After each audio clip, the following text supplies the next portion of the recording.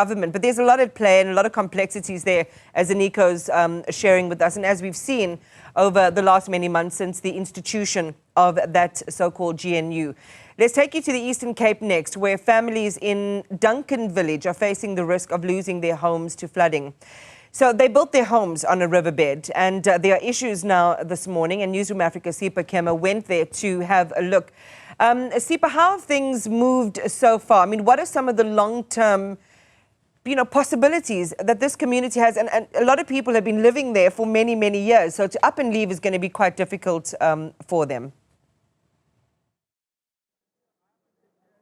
Absolutely, Iman. I mean, just the area that we were in prior to us speaking to you, we know that there's people that have been living, that say they've been living there for over 15 years, 16 years, 20 years even, including Mr. Sidwell Sidumo that we spoke to. He has been living there for 23 years. But as you would imagine that over time, settlements such as these grow and expand. And I want to show you from up above so that you have a clear picture of how it looks like from where we're standing before we get closer to the actual river and speak to the local councillor, Ward 2 councillor Akhona Dywili about this. Now, Iman, the issue here is that it's flood season in the Eastern Cape, and we know that it is during these times where it starts flooding.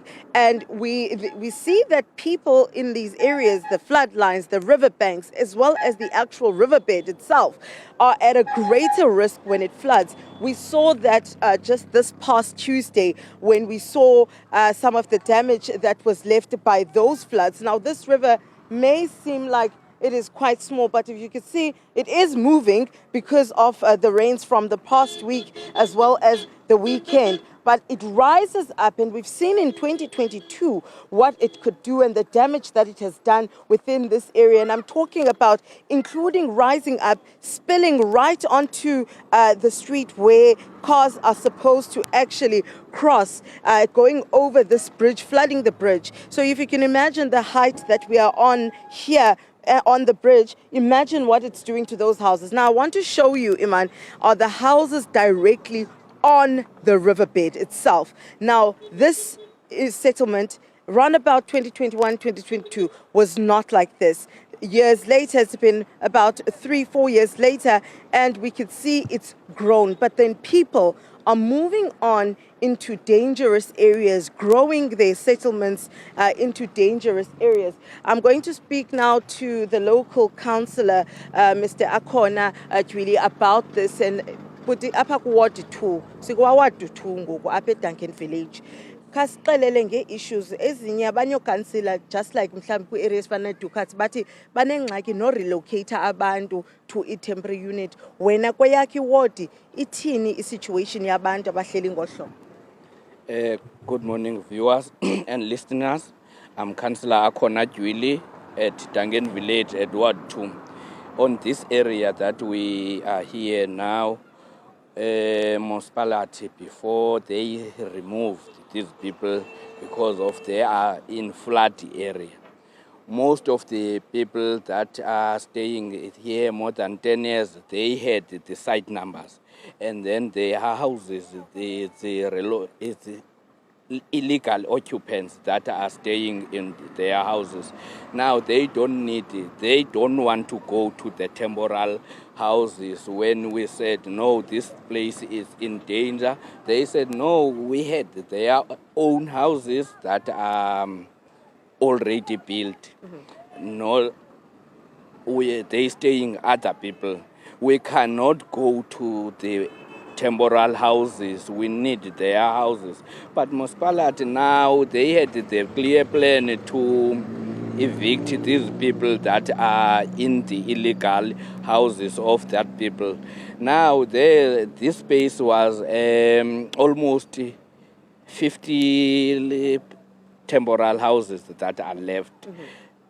Now they don't have a site numbers. It's the one you see is near the floods. Yes, but it's the ones that are growing onto this area, yes, because this is a new area here in Duncan Village, and some of these settlements have been here like for 2 years.